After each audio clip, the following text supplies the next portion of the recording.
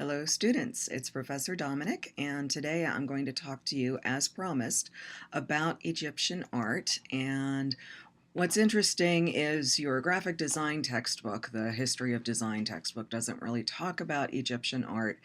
And I like to look at it. I'm going to look at it in this course, Egyptian art, with a view to design, because Egyptian art has been really influential in both art history and design history, and influenced at least the Art Deco movement and the Art Nouveau movement and the Vienna Secession.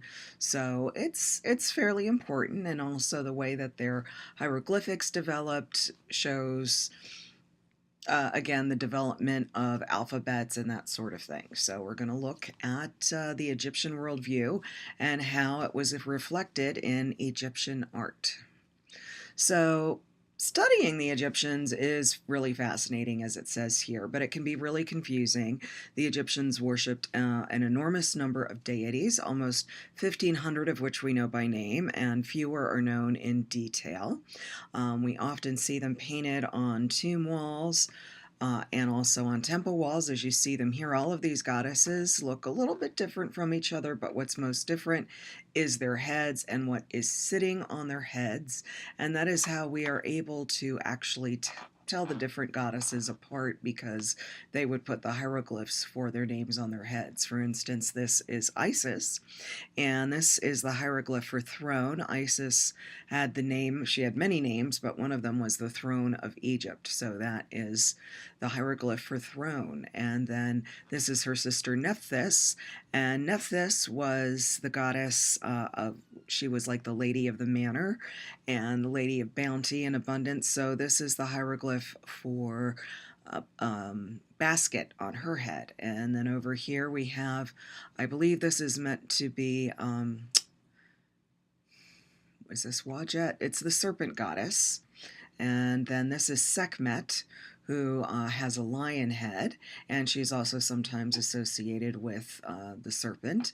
And then over here we have Isis Hathor, and we know she's Isis Hathor because she has the horns of Hathor on her head, and then the throne of Isis. And that was one of the things that makes it really confusing to study Egyptian art, because they often made compound deities. They would take 2 or even 3 deities and sort of smoosh them together and create kind of hybrids or composites and so forth. So it's a little bit difficult sometimes to keep track of who's who and what's what and in which period and what area. But we're going to look at, take kind of a holistic look at ancient Egypt so that we can get some information into your heads there. So we can learn about what the Egyptians thought and believed about their deities from the things that we found in their tombs, their temples, other artifacts, and even with the enormous amount of excavation that has been done in Egypt since the 18th century, there's still a huge number of things that we don't know. There are gaps in our knowledge that millennia, thousands of years, cannot fill in. A lot of artifacts were destroyed either through, human intervention or through natural disasters, and in spite of this, we still have a much clearer picture of what the ancient Egyptians believed than we do of a lot of other ancient peoples. So, and also, the art is simply just beautiful. So, I feel gratitude for we have what we have. So, you might have heard of the Egyptian Book of the Dead. There is no such actual book. Actually, what the Book of the Dead refers to is things that were written on tomb walls that actually form one whole text. So, what you're looking at here is an image from what's known as the Book of Gates. Again, there's no actual book, but this was something that would be depicted on a tomb wall, showing the journey of the soul through the underworld in relationship to Ra's own journey through the hours of the night, which could be really perilous. And from the times of the Old Kingdom, texts have been inscribed on the walls of Egyptian tombs, which are also the oldest writings in the world, and it is from these texts that we have an understanding of who the Egyptians were and what they believed in. Gotta have coffee. So, through scholarly research, we know that some of Egypt's deities actually existed prior to recorded time, and their worship lasted until the very end of the ancient world, which means around the time of the end of the Romans, 4th, 5th century AD, depending on how you want to look at it. And so they were worshipped for fully 3/5 of human history. And many motifs from Egyptian beliefs were later incorporated into later religions, including Christianity. What you're looking at here is an image of Anubis, who is the guide to the underworld. And this is the pharaoh here. I'm not sure which pharaoh, but one of the pharaohs. And then this is Horus, who represents the king while he is alive. So basically, it's like Horus is handing the pharaoh over to Anubis to guide him through the afterlife. And you need a guide in the afterlife because, as I mentioned earlier, it can be so perilous. So, the beginnings of Egyptian gods go back to before recorded history, and during this particular time, Egypt wasn't united as a nation. You often hear about Upper and Lower Egypt, and that is what we think of as ancient Egyptian history. Egypt wasn't yet united as a nation early on, and they had not yet invented writing, so we can only guess exactly. How they got things together, but there are some artifacts that give us some hints, and it's impossible to know for sure without written accounts, but we can guess from later accounts what might have occurred. So this is a baboon on this slide, this statue, and it's a good example of that kind of having to guess. It could be an early representation of the god Thoth, who sometimes appeared with the head of a baboon, and it dates to about the late pre-dynastic period before the unification of Upper and Lower Egypt around 3000 BC. So he has no writing on him. We don't know if he's just a local god or if he is actually Thoth. So, and then this is a ceramic figure, again, dating from what's known as the Naqada II period, before the unification of Upper and Lower Egypt. And it's an early example of quite possibly the goddess Isis. Her arms curve upward, as you can see, as if they were cattle horns. And cattle were and still are very important to Egypt and Africa in general. And then we've got this strange bird-like head, which is reminiscent of Isis' aspect of being a bird of prey goddess. And by the time the Egyptians developed writing and were writing texts, we know that a number of their deities were being worshipped in human form, but the idea of anthropocentric deities never completely took hold.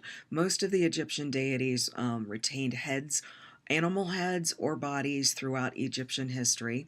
Hathor believes Hathor, who I mentioned earlier. She was kind of like a goddess of love and joy. She appears to have been one of the first deities to be given a human form, although she was more of a hybrid. She incorporated the cows and often the sacred head, or the head of her sacred animal, the cow. As you see here, we have kind of a cow with a woman. Actually, that's not a woman, that's the pharaoh standing under the cow. So, and she's wearing not just her own horns as a cow, but also that solar disk. So we know this is Hathor, the goddess, protecting the pharaoh. So then we have this interesting piece of work here. This is the Narmer palette. Let me see if I go into detail. No, I don't. So I'll talk a little bit about this. The Narmer palette was created, we believe, around 3100 BCE, and it represents the unification of Upper and Lower Egypt. And what's interesting about it is it was probably something, the unification probably took at least a century, but we have one guy here who's sort of claiming the victory for himself, which, leaders will do throughout recorded history, and they use art to promote themselves. So this is the Pharaoh Narmer. That's where we get the name of this particular piece. He's the largest person in this picture, if you remember that notion of hierarchical scaling. And we call this a palette because of this bit here.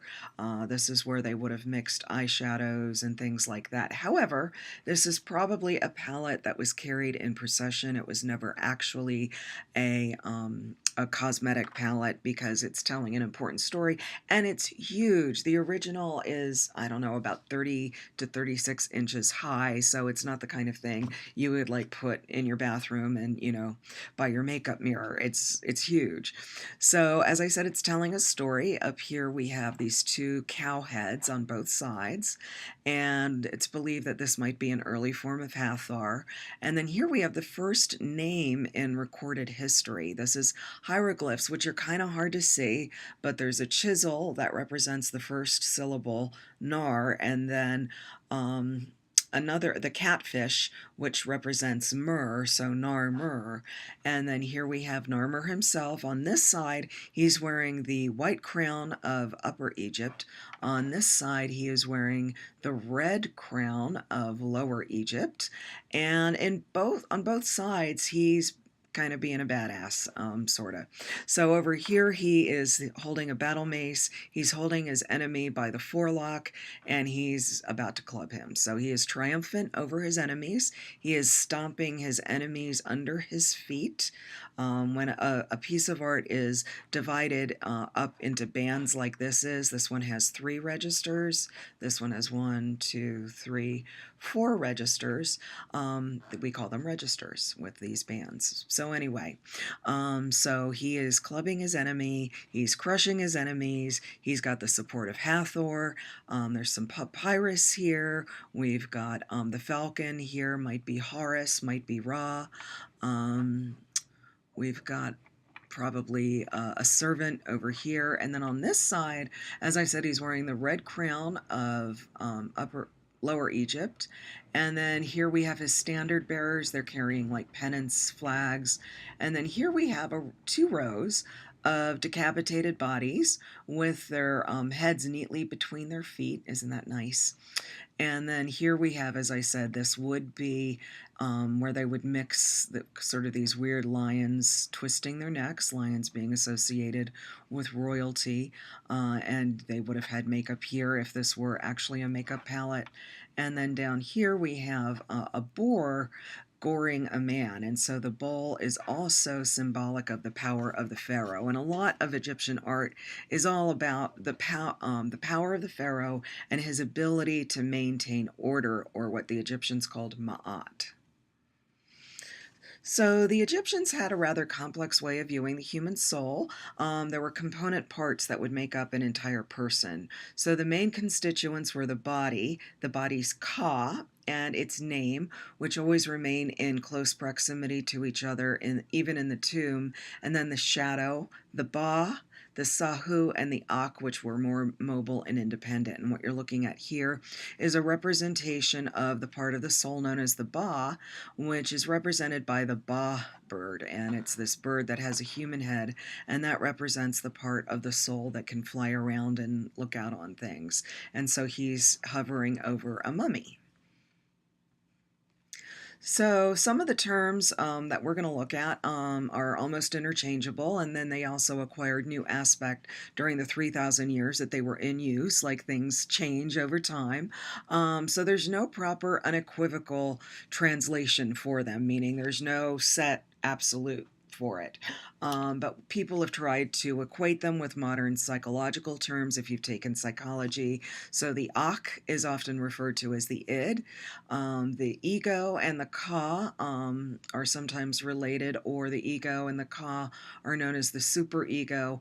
But these comparisons are only partially apt. By the time modern psychology came into being, didn't really have anything to do with ancient Egypt, and the ancient Egyptians were certainly not thinking about it either. So the Khat is the body. So what you're seeing a picture of here is Kum. He is the divine potter, and he would first sculpt a person's body on his potter's wheel, and then the body, they believed, was inserted into the mother's womb. And the preservation of the body by mummification in order to enable the deceased to enjoy life after death was at first performed only on the corpse of the pharaoh, who was considered to be divine, but by the time of the New Kingdom, everybody was getting a burial of some kind, because it was considered that everybody had an afterlife of some kind. So the Sahu is the next one. So the body, after its transformation into a mummy, the Sahu, which is what you see here, has to undergo the ceremony of the opening of the mouth in order to have its senses restored, as it was the body which had to justify itself before the judges of the underworld. So what you're looking at here is, here's a mummy. And here is Anubis. Again, he's the guide to the afterlife, so he's waiting to take the mummy. And this is the ceremony of the opening of the mouth. The mummifiers would actually open the corpse's mouth so that he could speak, breathe, and so forth in the afterlife. Here's a guy with incense. And then these ladies here, these are your professional mourners who show up and cry and wail at the funeral. Not funeral, but, during the mummification and so forth. So the Sahu has been variously described as a spirit body, as a self-defined psychic boundary, or the repository of the soul. It was apparently immortal and similar in form to the mortal body it sprang from. So once you become a mummy, you have a Sahu. And then I'm not quite sure how to pronounce this. The Ib, the Jib. But this is the heart. It is the seat of life, the essence of life, the seat of the mind with its emotions, intelligence, and moral sense. The Egyptians actually did not think that the brain had any purpose. They would pull the brain out through the nose and discard it, from mummies, of course. And what you're looking at here is the weighing of the heart ceremony. There's a heart right here, and it's being weighed against a feather by Anubis. This is the deceased here. And basically, your heart has to be light as a feather in order to be able to go into the afterlife. And then we have from the Papyrus of Ani this beautiful quote, "My heart, my mother, my heart, my mother, my heart whereby I came into being." So the heart is what gives us our lives its direction. If you think about it, they didn't see the brain as important, which if you think about it, makes sense. When you're stressed out, when you get bad news, where do you feel it? You feel it in your heart. So that's where they thought everything was. So enjoyment was closely tied to the sensations of the body, and in following one's heart meant living a full life. And when the body got tired, when the heart got tired, the body died, and the deceased set out on his journey through the underworld. So the heart was the record of his mortal past and would be weighed by Anubis against a feather. Again, you're seeing that here. Now, what else is going on is before you got up to that point, after the opening of the mouth, you would have to go before the 49 intercessors, this whole thing of the gods seated, and they would ask you all kinds of questions, like, did you cheat on your wife? Did you steal from your neighbor? Things like that. And then you would go on to the weighing of the heart ceremony. And there you see the little ba. And there's the deceased. And then over here you have the god Thoth. He is the scribe. So he's writing down everything that the deceased is saying.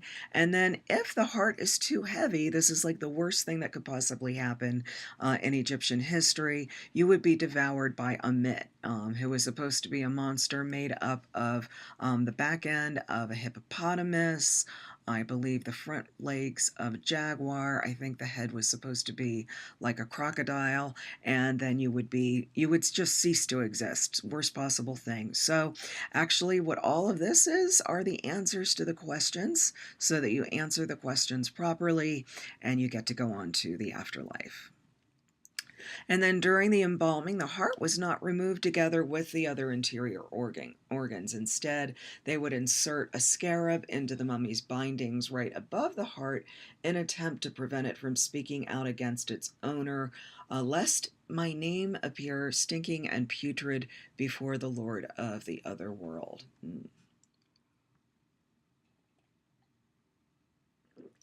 So heart scarabs date back to the 17th dynasty, which is the dynasty of kings right before the dynasty of kings that King Tut belonged to. So that's around, 11th century BCE, about there. So anyway, We would often have texts from the 30th chapter of the Book of the Dead, which, as I said, is not an actual book, but other times other texts were chosen, such as the one below, which invokes the goddess Nut, who is the goddess of the sky, and it says, "I have come and I have brought to you, I am your mother, I am your guide Nut. I open my wing and spread it over you. I keep your heart in its place. It will not be removed from your coffin until you come to life again, oh blessed," that person's name. So for every person, that you would get that nice inscription. And then the name is the foundation of being an individual. You could say, are you your name? Think about that. So only when a thing has a name, when a thing or a person can be addressed, does it have a proper existence. And this was really important to the ancient Egyptians because they felt that names and words were magic. Words and images were magic, which is really pretty much the whole point of hieroglyphics and art in ancient Egypt. So in any case, if a thing has a name or a person has a name, then it has an existence, and it also has, for example, Egyptian kings had many names because there's always a secret name, because if they don't know your secret name, they can't have power over you. So in other words, names were closely bound up with magic, and knowledge of a person's names gave you insight into that person and gave you power over them.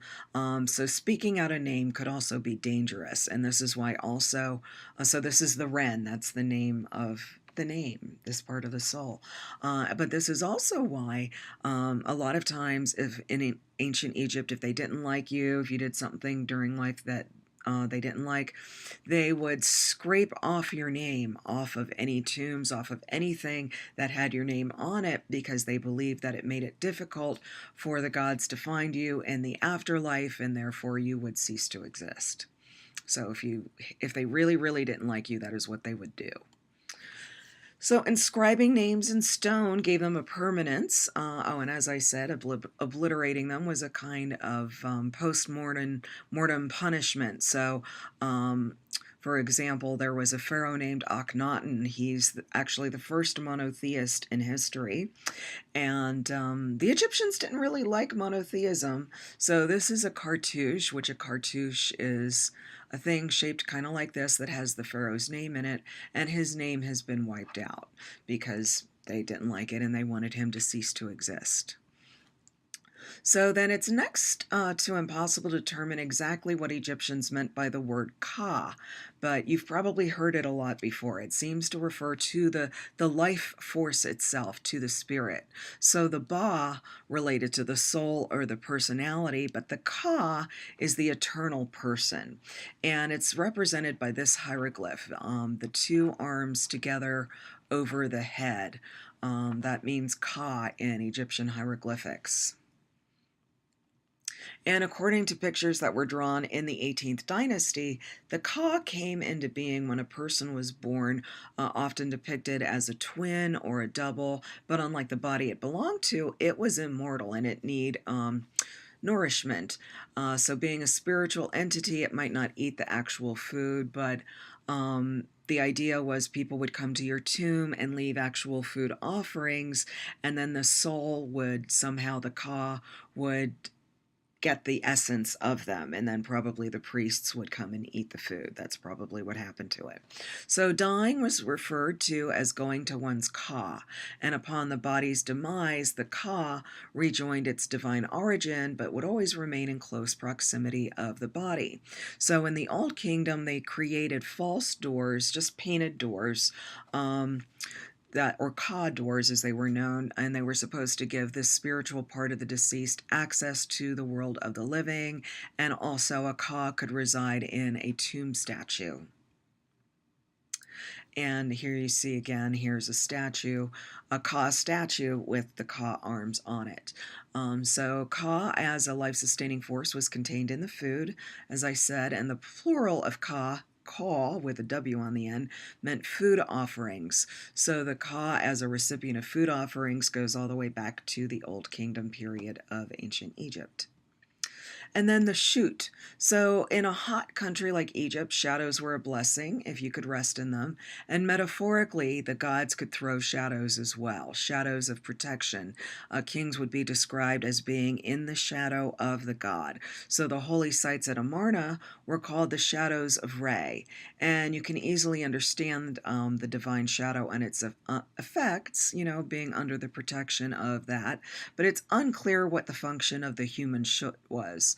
So, in the light of the life giving sun, body and shadow are inseparable. But the pitch black shoot was not just an ordinary shadow, it somehow belonged to the world of the soul and could move independently of its body and partake of the funerary offerings. And then finally, we have the Ba, which I referred to before, often represented by these little Ba bird statues. And the Ba was the sum of the immortal forces inherent in human beings, which made up his personality. And some people call it a psyche. Generally, it's translated as soul. But it was also, they believed, a corporeal sexual being that needed food and drink. And the Ba often would be, as I said, represented in the form of a bird, generally with a human head, and according to grave images, often perching on trees planted by the tomb. It moved about, sometimes in the company of the shadow, but it never strayed far. And every evening it returned to the body, reuniting with it and ensuring the body's continued existence in the afterlife. And then the Ak is yet another one. So the Ach belongs to the heaven, the corpse to the earth. The body is buried while the Ak, the shining one, descends to the sky and becomes a star. Maybe this is where, you get the idea of the souls of dead people or stars. And it comes into being when the Ba and the Ka unite and is the part of the person least bound to rest, leaving it behind in the quest for immortality. So, magic, as I mentioned, had a lot to do with images and words. And for the ancient Egyptians, we're modern people. It's hard to imagine where belief in magic was just part and parcel of everyday life. And for ancient Egyptians, magic was part of that religion, and their religion permeated their way of life in a way that we no longer observe so much in the West. But magic itself was considered to be even more powerful than the gods. For us in the West, God is often conceived of as being omniscient, omnipresent. God is everywhere. God is, permeates everything, and immortal. Whereas in Egypt, the gods were not omnipresent, omniscient, and often not immortal. They could actually die. So to the right, we have an image of Heka, who is a frog-headed deity who represented magic to the ancient Egyptians. And magic was considered by the ancient Egyptians to be a very real force, which they could use to control aspects of life and the gods. They could use it to try to divine the future and prepare for what was coming. So what you see here, this is an Egyptian magic wand. So this is not like Harry Potter where the wands are pretty and carved and straight. This is a wand that was carved on a boar's tusk. And a lot of times they have spells that are meant to go in the tomb to assist the deceased in the afterlife, and also themselves have information about the underworld. Again, it's all about helping the deceased through the afterlife. So magic was very tightly bound up with writing. There must have been an extensive purely oral tradition as well, but of course it was oral, it was never written down, so we have lost that. But most practitioners would gain magical knowledge by studying the ancient scriptures, and people like lector priests. They were the only clerics who were fully professional clerics since the beginning of recorded history, and they were the keepers of the sacred so-called books. Although if they were writing things on papyrus, they're writing things on walls, there are no actual books at this point. So the goddess Isis is very important to the Egyptians because she's considered the Lady of Magic. There's a lot of stories about her. At one point, she tricks the god Ra into telling her his secret name so she can have his magical knowledge. And then from that point onward, she becomes queen of the universe. And the Egyptian calendar was divided up based on things that were going on with the Nile River. I like using this image of the Nile because you can see how, so basically this is all North Africa up here, and this is the land bridge to Asia. And the Nile, this is the Nile River, and you can see how all over here, it's very fertile going down here. It's often called the Fertile Ribbon, as the area in Mesopotamia is called the Fertile Crescent. This is the Fertile Ribbon. And then the Nile fans out into a delta, which is like many rivers. And so this portion up here is super duper green. And then this little area here is what's known as an oasis. It's a green area in the desert. So in any case, the Egyptian calendar was dependent on the Nile itself. And each year after the harvest had been completed, the hottest season set in. So this was a time where people were anxious and fearful because the water level would become very low as the Nile receded. And then just as the season would seem almost hopeless, the Nile would then suddenly begin to rise and flood and fill the entire length of the valley. So this was known as the inundation or the Akhet, and this flooding lasted approximately 4 months. And then once the waters receded, they would leave behind a layer of black soil, which was very, very fertile. And so they would plant for the next agricultural season. And without the inundation, there would have been no life in the Nile Valley as we've come to understand it. And because of this event, the Egyptian year is divided into 3 distinct seasons: Akhet, meaning inundation; Peret, meaning emergence or growth; and Shomu, meaning low water and harvest. The word Shomu may well be an ancient root for the word summer, the English word summer. And while Akhet was the season in which the Nile was depositing soil, Peret became the time of planting, cultivating, and maintaining the crops. Shomu then followed quickly, with this being the time of the harvest, and Shomu quickly moved on to be a very hot, dry period in the year. Each of these seasons lasted approximately 4 lunar months. And the Egyptians determined the start of the new year and when to anticipate the inundation by following the star that we call Sirius. They called it Sopdet or Sotis, who was also a goddess, which you can see here, and we know who she is because there's a little star over her head. And she was called the bringer of the new year and the Nile flood, and she became associated at an early date with Osiris, who symbolized the annual resurgence of the Nile, and who was personified in the night sky by the constellation of Orion. And even as early as the pyramid texts, Sopdet was described as being united with the king, or Osiris, to give birth to the morning star that we know as Venus. And then through her association with the underworld god, she was naturally identified with Isis and eventually became the combined goddess of Isis Sotis. So there's a lot of creation stories as well in ancient Egypt. One of them we call the Ogdoad, which means group of 8. And this was the city of Hermopolis, the city of Hermes, or the city of Thoth. And at this city, we have this group of 8, and they represented aspects of the original cosmos. And according to this story, the original deities were in 4 pairs of male and female, and each associated with a different aspect of element of the pre-creation. So we have Nun and Nonet, we have He and Hohet, we have Kuk and Kauket, and Amun and Almonet, which, if you've watched the Mummy movie, has nothing to do with this Almonet, okay? Nothing to do with it whatsoever. Do not use Hollywood movies as your, reference point for ancient Egypt.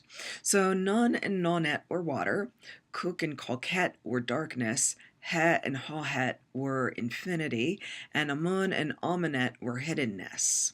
So these original elements were believed to be inert, but contained the potential for creation.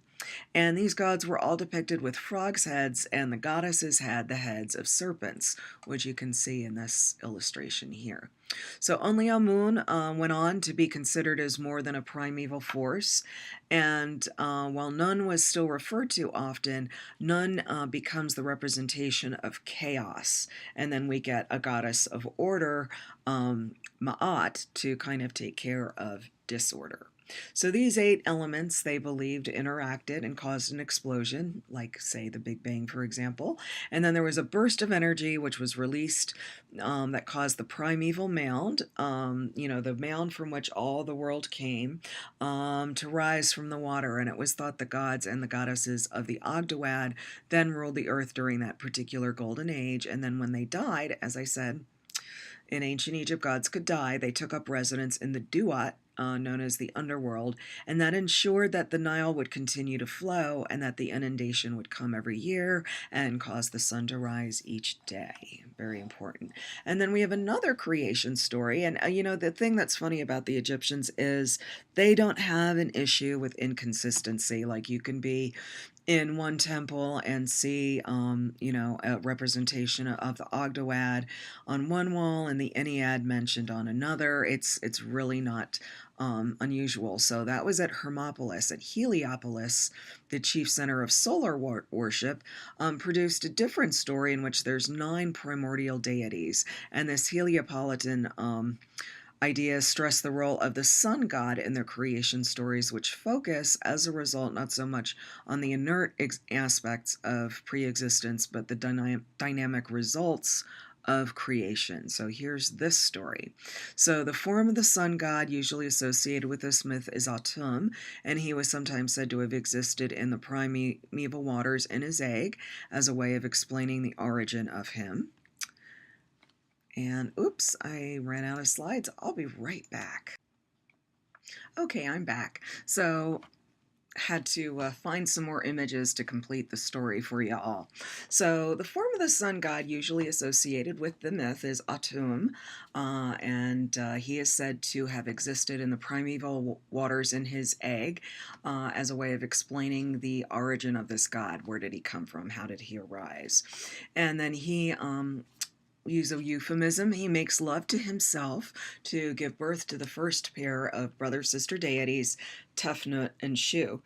And here's where we have in Egyptian mythology, and then in Egyptian kings and queens. Egyptian kings and queens were often brother and sister, which is kind of gross, but they believed that the gods, were doing that, and they believed themselves to be gods, and so that's why it kind of went that way. Also why there are lots of birth defects and unpleasant things going on for physically that we find in the Egyptian families and their mummies once we dig them up. So anyway, there is Atum. He's holding up the Ennead deities, who I'm about to explain to you. So we get Tefnut and Shu. So Shu is the personification of air, and Tefnut is the personification of moisture. Brother and sister, they get together, they create Nut and Geb. Now, there's a whole story around Nut and Geb, which I'm not going to get into at this moment, but I'm going to give you guys a little easy assignment that will involve looking up gods, and you can look up their what their story is. But Nut was the sky and Geb was the earth, and they're often depicted as you see them here, with Nut stretching her entire starry body over Geb, who lays on the ground as the earth. And then eventually they give birth to 2 pairs of gods. So we're up to 5, now we add 4 more. Ennead, 9. So the 2 pairs of twins were Osiris and Isis, Set and Nephthys. And so from left to right. And Osiris, why is he green, you might ask? Well, he's green because he's associated with agriculture. It's believed, the Egyptians believed that Osiris taught them agriculture and how to farm the land and how to stay alive. And Isis was his wife as the great queen. And then Set, over here, his brother, we're not sure what kind of critter Set was exactly. He kind of looks like an anteater, but I don't think they had anteaters in ancient Egypt, so again, we're not quite sure what he is, but it kind of also looks like Gonzo from the Muppets, I've always thought. But anyway, Osiris was jealous of Set because everybody loved Osiris. He taught, the world how to plant things and have life and health, and so he was really jealous of Osiris, although he had the lovely Nephthys, and Nephthys was identical to Isis except for the little crown on her head. So then a lot of the stories around the Egyptian gods come out of these four deities, as you can see from this family tree here. So Isis and Osiris would give birth to Horus, and then in a very long story, Set murders Osiris, and then in another series of events, Horus and Set, it's called the Contendings of Horus and Set, fight for the Egyptian throne against each other, and Nut goes on to side with her sister Isis and her nephew Horus, but Osiris, before his murder, of course, got together with Nephthys to give birth to Anubis, but there appears to be no hard feelings anywhere about this. But the story was that Nut was identical to Isis, and Osiris could not tell them apart, and apparently Nephthys didn't say, hey, whoa, I'm not her. So anyway, what your assignment will be, I'm going to put this up on D2L as well, is to do a little research into Egyptian mythology. I want you to pick a story from Egyptian mythology. Just, you can Google Egyptian myth stories and see what you get. And then what I would like you to do is find at least one image. You only need one. To represent that story online. It should be an ancient Egyptian image. And then what I want you to do is post it on the discussion forum in D2L. So I'm going to also write that out specifically so you can see it, and I will send you all an email. But in the meanwhile, I bid you good day. I am going to record something a little bit later this week about the Greeks and Romans, but this will get you started for today. So have a great day, and I will talk with you soon.